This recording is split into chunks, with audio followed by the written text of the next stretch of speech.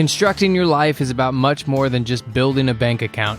Each week, join real estate entrepreneur and mindset coach Austin Linney as he interviews guests who are constructing their dream lives and impacting the world around them on a daily basis. If you're an entrepreneur or wanting to start a business, or you just want to hear motivating stories of how others have overcome the odds, you are in the right place. And now for your host, Austin Linney. Guys, welcome back to Construct Your Life. We got Austin Linney here, and we got Mr. Justin in the house. How you doing, my brother? Dude, I'm rocking, man. I'm excited.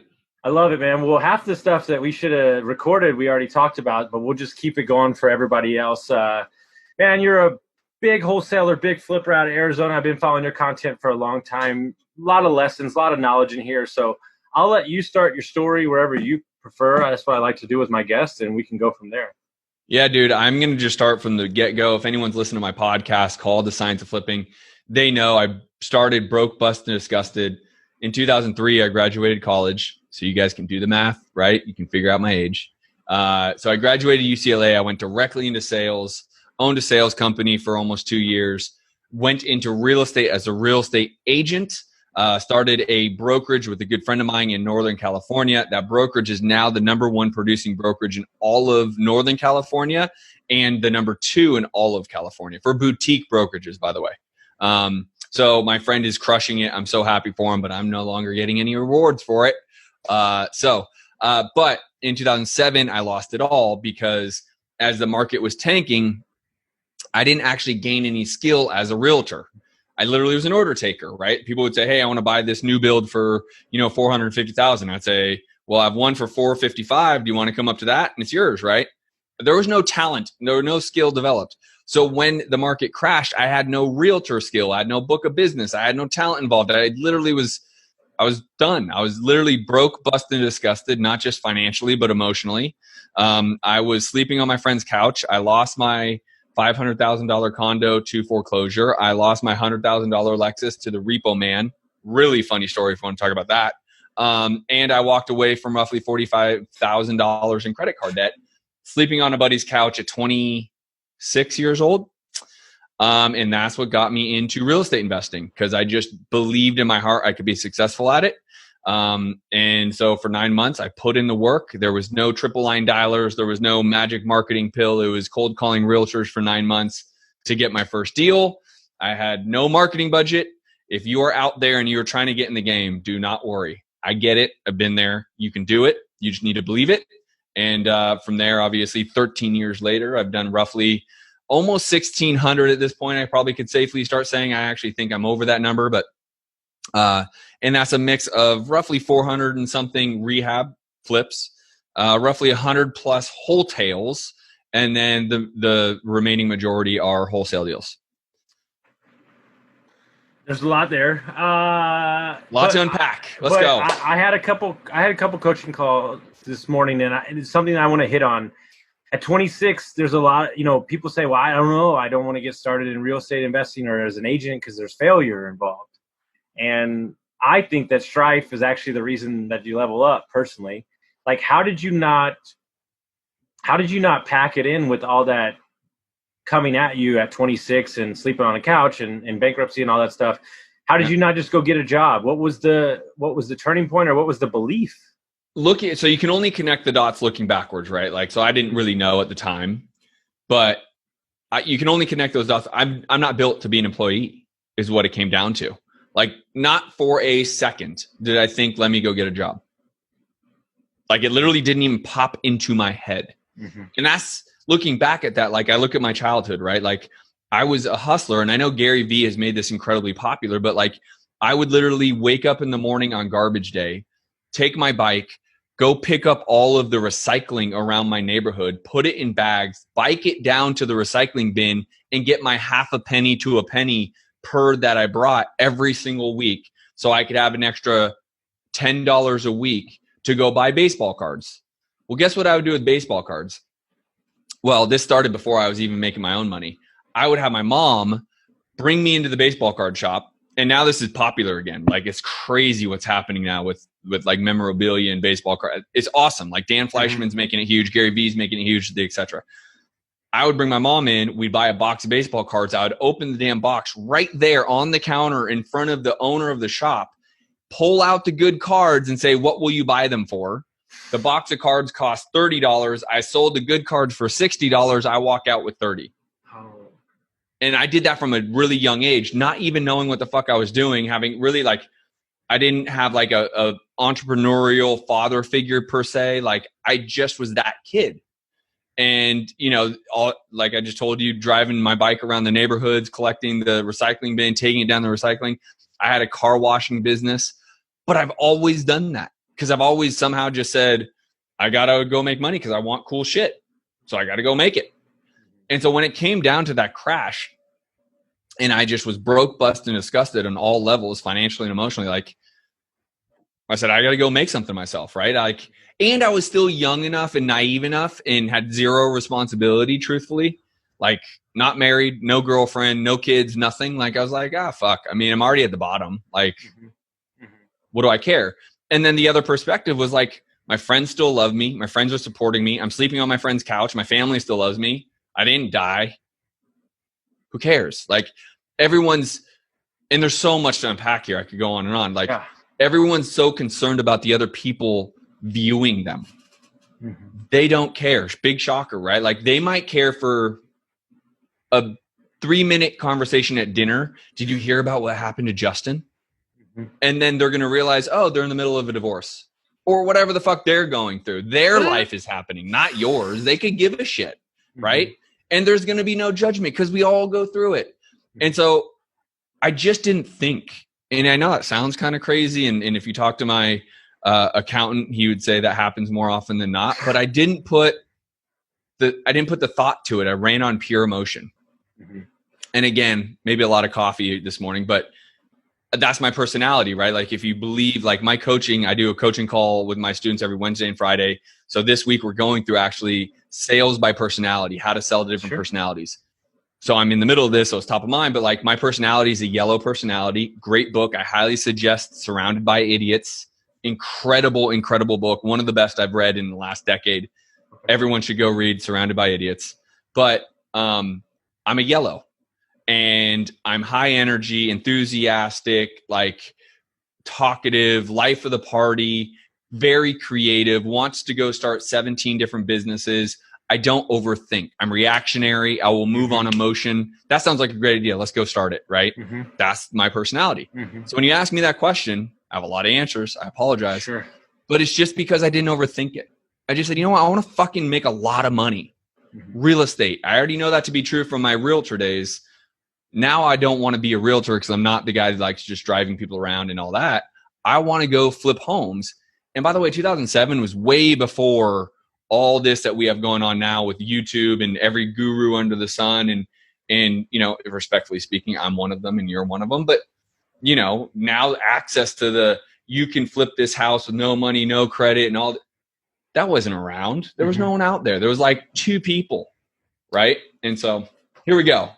No, I love it. It's so much in there, but something that struck me, and I see if it strikes a chord with you. I had an epiphany the other day at the gym that as a coach, because you're a coach and I'm a coach, that they're not paying you for your knowledge, they're paying you for your energy. And what I mean by that is with the strike of energy that me and you bring to the table, there's a possibility that the door's going to crack open just a bit. And it's going to break the cycle of whatever it is, the day to day. And I realized that energy, if you don't have anything else, I mean, even if you're a dick, just bring energy. Seriously, it's gotten me in so many rooms, I can't even tell you. And then you wake up and you go, oh, wow, I'm here in the room of. Now, that being said, you might want to shift it down a peg when you get in a room full of millionaires. But what I'm just saying is like, I would rather fail forward. And I think there's some naiveness to that opposed to the other way around is what I'm saying. Agreed. I think there's a lot of truth in all of that, you know, and then there's, you know, failing forward is the only way, in my opinion, to live. The hurdle, again, kind of where I'm going or where I was mentioning is like people are worried too much about what people think. Like Grant Cardone, and I got to spend a decent amount of time with him. Like one thing I really appreciate about him is he's just relentless with saying, you deserve it. Your family deserves it. So when you have to work 12 hours a day and you have to have that conversation with your wife, hey, honey, I can't make it to dinner because I'm busting my balls so we can make some money so we can live the life that we deserve. That's the reality, right? Like, you deserve this shit. Your family does, your wife does, your kids do. Like, bust your balls to get there. And if you don't believe that internally, that's okay. I'm not here to judge you. But then you have to also be okay with living a mediocre life and not complain about it. You don't get to have that complaint because otherwise you got to go bust your balls, right? And so one thing I really genuinely appreciate and love about Grant is that. And he's an awesome dude, by the way. I just did a YouTube video about him and Gary Vee because I paid a decent amount of money to be with both of them. And I love them both for different reasons. I mean, I really do. Well, you know what's interesting? Every time we lock in a new client or I meet somebody that I'm helping out of recovery or anything, you know what I tell them? It's not for you. I don't give a shit about you. This is for your kids. This is for your wife. Yeah. You know, this is for you. Like, I tell everybody in their 20s, I want you to work like it's your damn, like out like a banshee. Because if you do this now, then you'll have all the time in the world to be available for your daughter or kid. And they're like, oh, like, don't be the 50-year-old that I talk to on a daily basis that wishes he would have known what he knows now because he's working, right? I mean, it's just, life is, again, kind of going back to both of them. Like, life is short. Like Gary Vee says, you have a long life, you have time, right? A lot of what Gary talks about is time. I agree with that. There is a long life. You do have time. You don't need to be in a rush to, like, you know, conquer the world in 1 year. But at the same time, you should be in a rush to conquer the world in 1 year. So there's this dichotomy, right? That, like, you know, I love what Tony Robbins says, and I'm quoting some of the greats, but like, people overestimate what they can do in 1 year and underestimate what they can do in 10. Everyone wants to get in this real estate space. Say, I want to be the next Justin Colby and I want to make 7 figures a year this year. And I'm like, bro, you are not my client. That is not reality, right? To get to where I'm at for 13 years took 13 fucking years. Now, can I get you to condense that into maybe 3 or 4? Absolutely. But like, let's have some reality here. Like, you are going to work your face off for those times. And there's going to be high risk tolerance that you're going to have and all these other things. So it's fun. But here's the thing, kind of going back to sales personalities, right? Or people's personalities. You go do this to an analytical person, they're not my client either. Because they're going to pepper me with so many questions. I'm going to give up as the damn coach. I'm going to be like, bro, what are we even talking about? Like, all you do is make the call and say hello. Like, that's how you start. Like, what are you asking me? Right? So again, there's personality traits, right? You're not going to get an analytical type to really have that fire, the energy, the drive, right? They're going to want to know all the ducks need to be in the row.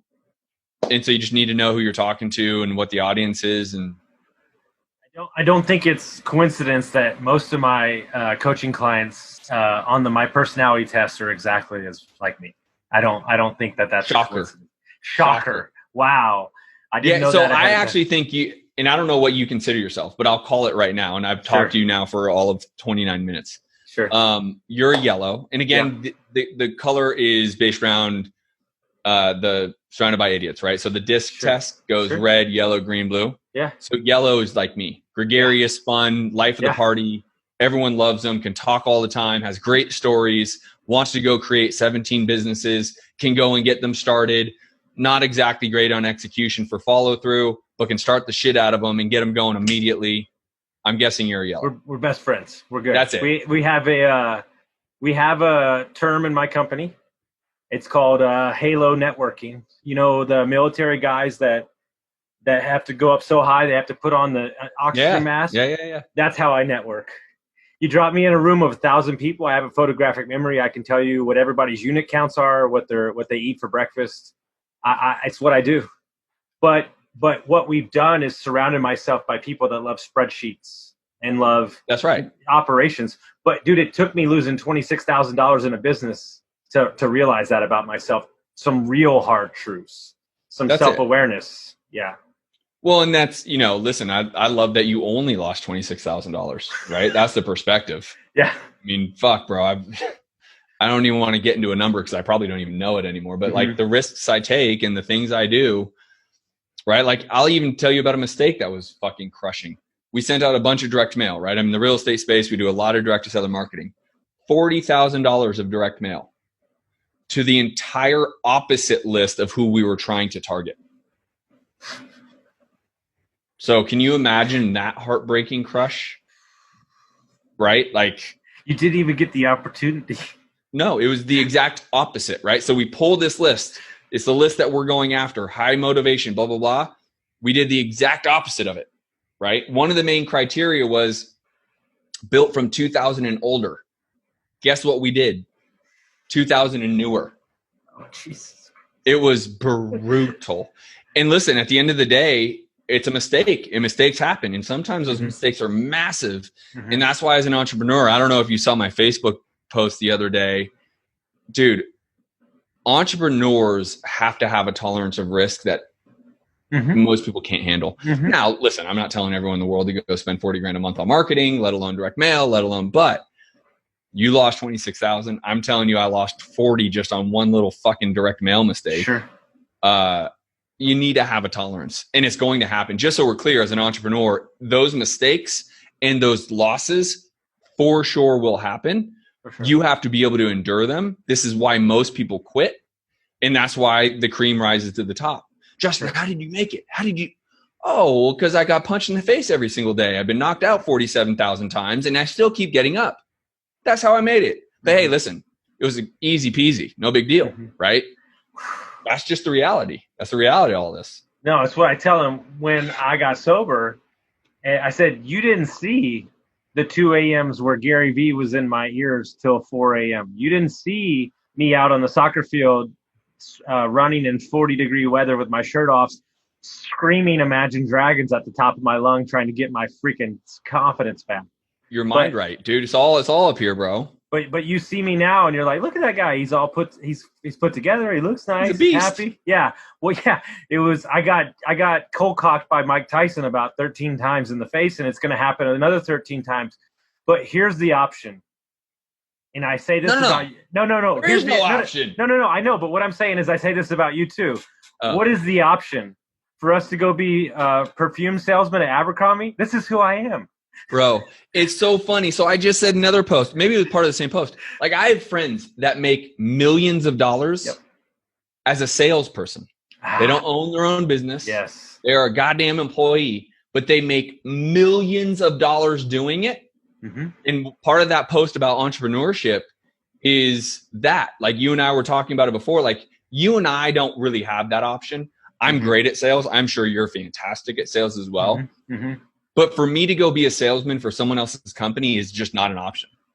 Even if I put my P&L up against that friend of mine, and I have several, and I say I lose monetarily, I still wouldn't be able to choose his option. Yep. Because he is still working for the man. And so it's this crazy. And I wouldn't trade it for the world. Like, even if I had the option to trade it for the world, I wouldn't. Right. And it's just, it is what it is. Well, it's interesting because I think personally, and I know this for a fact because I've done enough self-work, I somewhere didn't tell myself that I couldn't be the CEO because I was too disorganized or, too high energy. And what I realized is I have two skills that are unshakable. I can spot talent like it's nobody's business and put them in a position that they succeed at, and I can inspire. Like, so at the end of the day, when I read Rocket Fuel and I realized that I didn't have to be the integrator, I felt like it was me on the front of Titanic, bro. Just like this, like just, I was like, I don't have to do this. Yes. Bro, well, so let's bring up another point. And I know this is your show, but I'm going to ask you a question. Yeah, sure. What do you think about those of us who realize we don't have to be the integrator, and then we go find a partner to be an integrator? What do you think about that? It's kind of a trick question, but it is a trick question. I think that I'll use my favorite quote as a relationship to use it. I think that you have to work on yourself so much that your future partner finds you. I like that. Well, by the way, I love that. Right. Because so my business partner found me on an Airbnb call that I wasn't even supposed to be on. There you go. And here's the deal. But here's the deal. It took me 9 months to close them. Right. But he didn't know what I was doing the whole time. I saw it. Yeah. And I was steadily like, and then I was like, dude, let's just go. And he was like, well, hold on. And then I was like, but now I got him, and we're best friends, and thank God, right? But he gets it. He's like, okay, Yeah. Like Templeton, right? Templeton told me, I have a rule for you, Austin. If you can think of an idea and hold on to it for 72 hours, and it's still a good idea, and you can still remember it, then you can tell people. There you go. I love that guy, bro. Because, his Instagram, by the way, I died. So he just had a baby. My wife is pregnant, so we're going back and forth. Yeah. But his Instagram is on. He's the trip, dude. He's the reason that I came up with the fake character, and he's called Billy Bob Brown with like a mullet, and he wears a fanny pack and jean shorts with a tag still in. But here's the deal. God. He was the #1 fanny pack salesman in the 80s. And he's been looking for a gig ever since. And it's so stupid. But then when him and Burr did that damn video and they got like deals off of it, I was like, oh, this is what it is. You just do dumb shit and people give you money. It's incredible. It's the world we live in, right? The thing that I would say about that is being the visionary and not being the integrator. I actually will pose the opinion, my opinion, not everyone else's.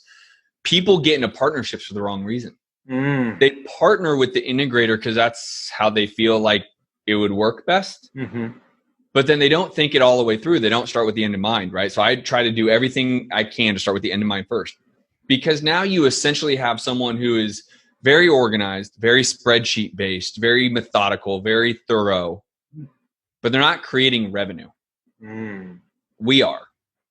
And I've had a partner for 13 years. And so I can say this with authority, like I create the revenue. And so I'd pose to anyone looking for a partner in the integrator to not. I know that's probably counterintuitive with a lot of gurus out there. Go find someone you can hire that has those skill sets. Unfortunately or fortunately, depends how you look at it. Those people are great CEO, COO types that you can pay a salary and not have to divide 7 figures with.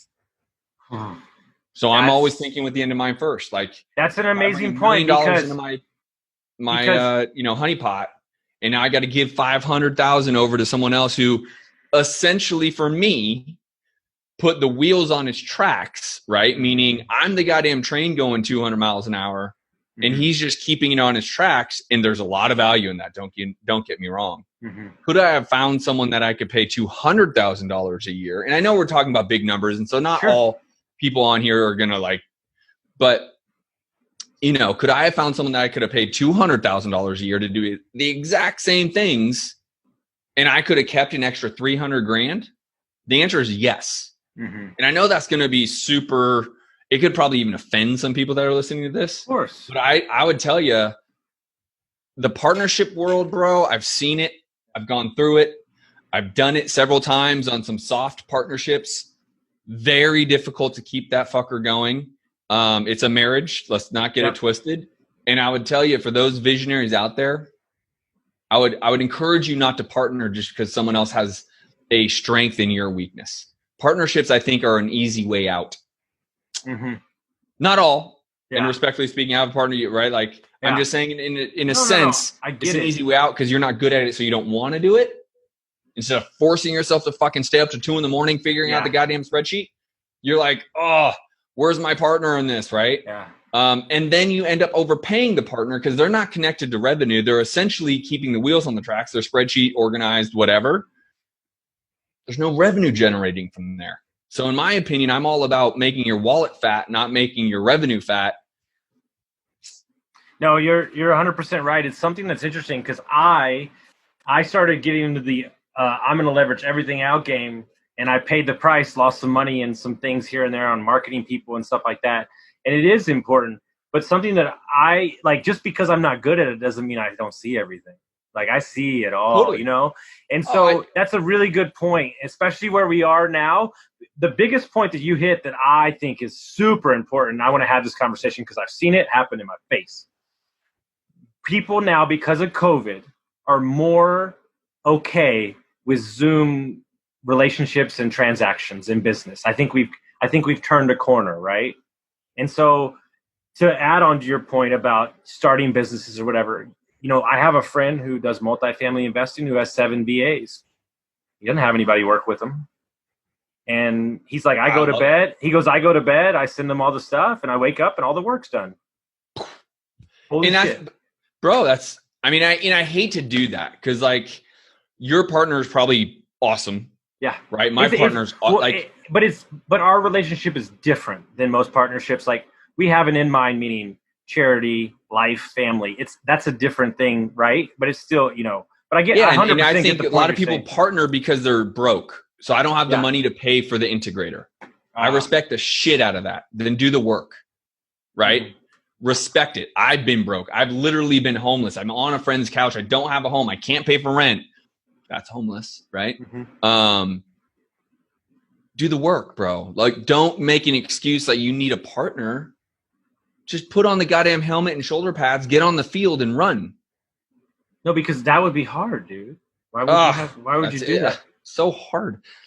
And that's where like you need to have that. And that's where the belief comes in, right? Like I know I'm going to be successful. I'm going to do the work. It's going to be hard. And I'll get to a place where I'll be able to have it. Okay. Okay. I got something for you. This is perfect for you. Yeah. I have lost some weight. Motherfucker, I feel good. Okay. How dare they call me Benjamin Button. They said I'm going back to like I'm 29 or so. But I told my friend, I said, do you mind if I brag on myself for a minute? I want to show you a picture, the difference, right? And he said, I got a great idea. How about you change the phrasing on that? He goes, how about you celebrate your goodness and celebrate the work you put in, right? 2 years of fucking hard work. What is your philosophy on confidence, ego? Like, you get what I'm saying? Where like you feel good. You're good at business. You have done a good job, right? But it rubs some people the wrong way, whatever the fuck you want to call it. But like, where do you skate the line on that? I want to make sure I'm answering the question, right? Because like, what's the difference between boasting and just having inner confidence? I think that's the conversation I've been having with myself all day. What's ego and what's inner belief, right? Yeah, well, inner belief. So I would say this is positioning and how you outwardly put it. I think that's the only difference. Yeah. Because your ego is your inner belief. I know I can do it. Well, if you walk around telling everyone, dude, I got this. It's done. I know I can do it. Like, leave it to me. I'm the best. People are going to say he's egotistical. Mm-hmm. So it's about how you communicate that same message, right? I don't know if there is a big difference there, right? Sure. Because you don't have to also communicate it either, right? You can just leave your actions, say, hey, not a big deal. I'm going to take care of that and get it done, right? And so I don't like, by the way, I'm 39 now and I've absolutely done the flashy, egotistical, braggadocious Playboy look, the Maseratis, the watches, the bottle popping, been there for a long time. Did that do anything for you? It was fun. And at that time I just needed fun. I didn't want to. Do you think it's needed? I'm dead fucking serious. Like, I would say most people it's needed because I think a lot of people get to a place in their life where they've taken their entire life serious and then they make a big boo-boo because they needed that one thing that releases something that whatever, and the boo-boo could just be a DUI, right? It doesn't have to be some catastrophic, but maybe that boo-boo is big enough to fuck your business up, right? Mm-hmm. So in my opinion, depending upon who the person is, I do believe it's needed. I believe everyone should be single for a pretty decent amount of time, truthfully, and be completely selfish about it, in my own opinion. And again, maybe that's not going to be the popular opinion, but I genuinely believe it. I believe people that don't experience life as a selfish individual somewhere down the road is going to have a high likelihood of doing something not great. And I don't know what that is. And I'm not going to, whatever it is, whether it's cheating on your spouse, whether it's driving under the influence, whether it's, I don't know, you give me the scenario. But I'll tell you, without having that liberating feeling, because in my opinion, philosophically about life, let's just say we lived for 80 years. Your first 20, you're a retard, right? Especially for guys. So let's just say you have 10 years, 10 out of 80 is 12% of your life, you get to be selfish, completely selfish. 12%, it's not fucking very long, right? And so for people who don't take that decade to go be selfish and really just do what they want to do, by the way, very difficult to be selfish. I know it seems easy to be selfish. To be lonely and to only think about yourself and only care about things that you want to do is not easy. Sounds easy. It's not. Trust me, from a guy who did it, right? You get lonely, right? You don't have the Wednesdays, Thursdays, and Fridays of people being around. Like, people have other things doing. They have other things going. It's not all about you, right? And so to answer directly, yeah, I do believe people need that, in my own opinion. And it doesn't have to be a decade. I might have really pushed the limit on that. But I loved it. This is the most counterintuitive conversation I've ever had, and I love every fucking bit of it. Yeah, Because my new thing that I'm on, my soapbox, is nobody fucking has fun anymore. Nobody has fun anymore. Like, dude, I dance. Like, here's the rule. Here's the rule among my friends. I fucking dare you to get on a jet ski and not smile. Totally. It's not an option. So if you're having a bad day, turn on some music. Go have some fun. It doesn't. You're trying to get to an arbitrary goal. Yeah. And when you get there, the goalpost is going to move again. Yeah. So you might as well have some fun. And fun can be different. So the way I like to say it also is, like, for sure, go out and have some fun, but that fun can change, right? Like, things that I find to be fun isn't necessarily bottle popping anymore, right? Sure. Like, if for someone's birthday, sure, I'll have a great night, whatever. But, like, just because it's Saturday is not, and that doesn't light me up, right? So my sense of fun has changed. And those are the seasons, right? Those are the iterations of who I'm becoming and who I am now versus who I am then and whatever. And that's all okay, and be okay with that iteration, right? That's why I'm more like, especially when it comes to, which is totally off topic, but when it comes to family and marriage and all that, like, I took my fucking time for a reason. Sure. I didn't do multiple engagements, multiple weddings, Did I be engaged once? I've been married once. And I was 38 when I got married. Sure. And I took my time because I wanted to make sure it was right, because I didn't want to make those mistakes. I didn't want to go through something that I felt I need a need for, right? And so I exasperated all needs, and, I couldn't be happier with my wife, and she is exactly who I need and exactly my person and all of that, sure. Right? And I think what's very important, and this will resonate with you, is we're not easy to love. We are all this energy. I work out twice a day. It's for a reason. I don't drink anymore. So we're wrapped up in this whole energy, right? And to understand that, when's your birthday? April. Okay. But basically my horoscope says, like, don't put this guy in a cage. He'll fucking fight back. Like, basically it's like, just let him run. Let the stallion run, right? Yeah. But you have to be firm enough in who you are as a person, in business and in your relationship life, to understand that about yourself and ask for it, right? Jim Rohn, one of my favorite guys, he said the top 1%, you know what they do? They ask. They ask. They say, this is who I am. I hope you can love me for who I am. In business, I was talking to one of my buddies today, and I post some stuff on Facebook, and I'm dyslexic and dropped out of college 3 times. And, I'm not a wordsmith. I'm good on camera.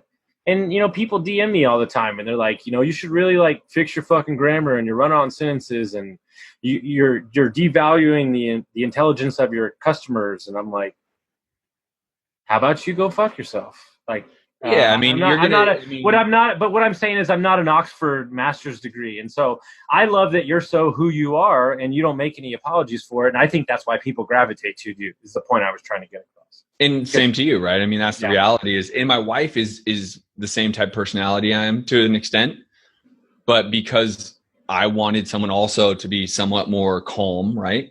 She definitely has a little bit more homebody than I do. Sure. But that helps me because I do enjoy being home, right? Like nowadays I call myself like a grandpa. Bro, I'm in bed by 9:30. Yeah. I don't give a shit what night it is. 100%. Yeah. Right? Dude, you'll love this.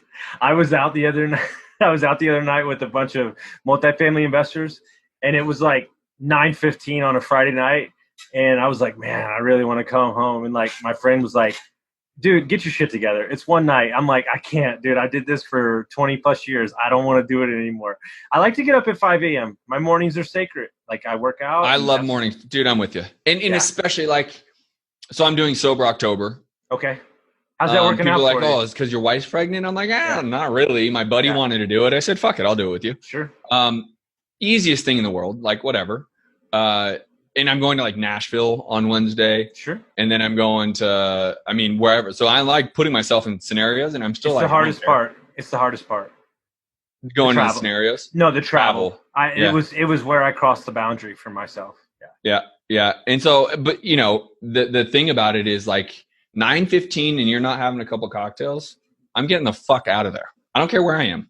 I have no desire. Like I was at my buddy's house with him and his girl and me and my wife, and we're not drinking. It's Sober October and it's Friday night. And literally by 9 o'clock, I'm like, I don't want to be here anymore. And I love my buddy and I love his girl. And I'm just like, I want to go home so I can wake up early and do my thing. Like so anyways, dude. I want to respect your time. I want to touch on 2 points because it's something you brought up before we started recording. The thing that everybody talks about. You're wholesaling, you're doing some flips, you don't have personal rentals, you don't have long-term rentals. If you're a young investor and you're just getting started, do you pick capital over long-term, or is it just your personality? What is your personality? Capital first. Your capital will create long-term, 100%. Okay. Now, at 39, I'm no longer young and I'm not starting. So I'm making the mistake, learn from my mistake. By this point in the game, I would have said there should be some portfolio involved, right? And that's my own mistake. It's my number one fault for sure, hands down, is I've always been so, I don't want to use the word greedy, but it's the only word I can think of, greedy for the cash, right? Wholesaling creates a lot of freaking cash. And so it has set me up that way financially. But my own fault, my biggest mistake is really not buying rentals along the way. Even one a year over 13 years, I'm at 13, right? Sure. I didn't do any. I have 0. And so, but if you're young and you're getting going, go create money. Just use the money correctly. I mean, that's what it comes down to, is have an education have financial literacy, right? Sure. But go create the money first, and then you build your wealth, because you can take your cash instead of fucking buying a Rolls Royce or a nice watch or whatever. You can take your cash and you can actually put it into a rental in places like Oklahoma and, you know, Utah and all these places, middle America, where you can buy something cheap and you have a good little investment for 20 years down the road, and you can sell it all off. And No, I love that. And if you were, because a lot of my guys are younger, a lot of dudes I coach, we'll wrap it up here. Give them 3 tips and don't give them the normal shit. Give them the Justin Colby tips. Like if you were getting started as an agent or an investor, a lot of my coach are on their first deal or about to get their first one. What would you tell them to be focused on, or what to do, basically? It's all sales, marketing sales, right? I mean, marketing is, even if you're door knocking, that's your marketing strategy, right? Hustle. You have to have like that relentless hustle inside of you to go get it, right? And like I said, I started by cold calling 100 agents a day by my cell phone, not a triple line dialer. And I hustled the hell out of it, right? And so understand that you will get there if you put in the work. For sure, 100%, right? If you're listening to Austin and getting coached by Austin, you will get there. But you have to do the work. He can't guarantee you get there, right? I can't as a coach either. But you have to put for the work. So it's the hustle. It's the grind. It's the focus on sales, because you'll convert those homeowners into clients that you can buy their home, whether you're wholesaling it, flipping, or otherwise. There's nothing more valuable. Now, there's a lot of very valuable things within the entire process. But right now, go focus on cash. And the best way to go get cash is to do the grunt work. And if you're in real estate, door knocking, cold calling is the grunt work, right? And there's one thing, I just did a video on this too, but one thing people don't talk about cold calling is the cost of skip tracing. There's very inexpensive ways to do that. That is, under $300 a month for unlimited data, right? Now, it's not great data, but it's unlimited, which means you can just put the grunt work in. People don't want to work the way that they need to, right? And that's just a reality. And whether we want to call it generational or not, I don't give a shit. Like, no. It's just systemic through all society. I don't care about ages. Nobody wants to work. But that's okay, by the way. No judgment. Just go be an employee somewhere. 100%. Don't want it. Don't 100%. complain about not having it. Don't want it. Say, listen, I don't want to fucking work 16, 18 hours. Go be hired at Apple and sell computers or whatever. I don't know. But by the way, totally okay. Sure. Right? No judgment. No. Just know who you are. No, I don't want to do that. People want to be an entrepreneur. Like, I'm going to live this lifestyle. I'm going to travel. I'm going to be Austin. We're going to live in Costa Rica and we're going to live in Italy. And oh, bro, Austin's been kicked in the face 45 times and worked 20-hour days and did all those things that takes to get to that place. Mm-hmm. If you're not willing, all good. Just don't talk about it, right? Don't put those memes up about Wolf of Wall Street and, you know, I'll grind and I'll do. Are you really? Please. Like, so. Now, I tell them straight up, excuses are like assholes. Everyone has one. Everybody has one. It's just, you know, it's like, because here's the deal. And they know this. When you sign up and you decide to jump in your world or my world, I don't coach you if you're not working out. It has nothing to do with the way you look. This is a full, you're making a whole life millionaire. Like, we're not trying to just, hey, I make money and I drive a Lambo. No. So I'll leave you one more question there and you're out. So the flashy stuff doesn't do anything for you anymore. And you've played that game and now you're married. Less. It doesn't do as much. Let's put it that way. Me too. Me too. I want a big RV so I can travel around. So but you want a nice RV. You're not going to get a little. I do. So it just does less. What gets you up in the morning? What keeps you going? Because you've done a lot of business transactions. You've done a lot, dude. Yeah, and I own multiple companies, and but what really keeps me up in the morning is really the building, the yellow personality, creating and building. Mm-hmm. Shit fires me up. Like, I have so much further to go. Like, I am by no means successful yet, not even close, relative to my own belief of what success is. Right. Mm-hmm. And I have a long ways to go, baby. I'm 39. I'm still fucking going to go because, and by the way, I'll never retire. So it's like that building, creating relationships, opportunities, that fires me up. And that, again, that has changed over the years because now I'm doing it for my wife and family to do something more. And it's not the typical, like, what's your why? And everyone says wife or kid. Everyone says that. That is like the no duh. Like, if that isn't your why, then maybe look yourself in the mirror a little. You got bigger problems, yeah. Yes, but so the thing that, like, I just love that shit. It fires me up. So I'll keep it very short. In 2020, I had to get more back into my business in real estate than I have in the last 5 years. Sure. Okay. And I realized something. I fucking love it. I'm a deal junkie. I love being in the mix. I love getting the deal done. I love being a part of it. I love the idea of how do we get the deal done? Like, how do we stroke the financial, I'm like how to make it creative? How can it work? All of that. How do we, going head to head with the seller, negotiating. So my point being is, like, I have that, like, deal junkie, business junkie, serial entrepreneur. I have an Amazon business. I'm a part owner in a gold mine. I have a real estate business that's in multiple markets. I have a coaching program that I've coached hundreds, if not thousands of students. I mean, I'm just that guy, and that fires me up. Mm-hmm. I alluded to, have you ever seen an older chef? He's real sad. I used to be a chef. He's real sad because the farther you move up the totem pole, the more you get removed from the actual act of the thing that you enjoy doing. Yeah. I love it. And I'm a builder. It's what I fucking do. And I'm going to have 20. And if you know that about yourself, then embrace it and just push on, guys. Let's roll, baby. I get it. So, dude, how do they find you? How do they connect with you if they want to connect with you? Yeah, probably the easy way is to go to thescienceofflipping.com. Thescienceofflipping.com. You'll be able to have all the YouTube videos. But again, Instagram is the Justin Colby. Facebook is the Justin Colby. YouTube is Justin Colby. But go to thescienceofflipping.com. You will get all the access you want of me, right? You'll have it all there. But yeah, hit me up. Go there, and I got all the trainings in the world you can go on for absolutely free. So, well, dude, I don't know why I keep bringing on guests that are just like me, but I love it. So It's so great, man. Well, and we're redheaded too. That's a whole nother story. But guys, hey, at least you got more on top than I'm. Hey, this ain't going anywhere, bro. I'm just. Well, good for you, bro. Good for you. Yeah, dude. I figure the greatest thing ever. It's like, I don't know, because I did it during COVID because I didn't have, and everybody was like, No, don't do that. Please don't do that. Yeah, it look like a convict or something. Guys, if you enjoyed this episode, make sure you share it with your friends. Send it out. That's how more people find out about us, and we'll see you next time.